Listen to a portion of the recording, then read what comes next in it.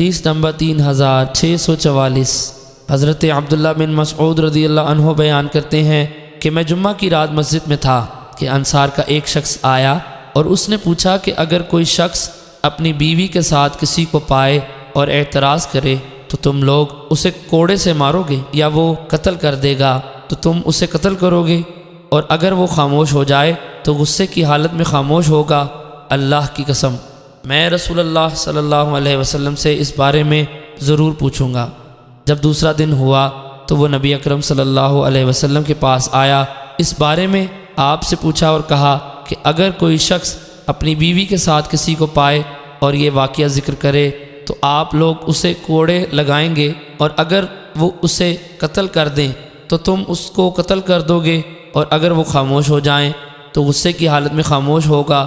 آپ نے دعا مانگی، یا اللہ اس مسئلہ کو کھول دے، اور آپ مسلسل دعا مانگتے رہے حتیٰ کہ یہ آیت لعان نازل ہوئی اور ارشاد خداوندی ہے۔ اور وہ لوگ جو اپنی بیویوں پر تہمت لگاتے ہیں اور ان کے پاس سوائے ان کے کوئی گواہ نہیں۔ پھر وہ شخص خود اس مسئلے سے دوچار ہو گیا اور اپنی بیوی کو رسول اللہ صلی اللہ علیہ وسلم کے پاس لایا، اور ان دونوں نے لعان کیا۔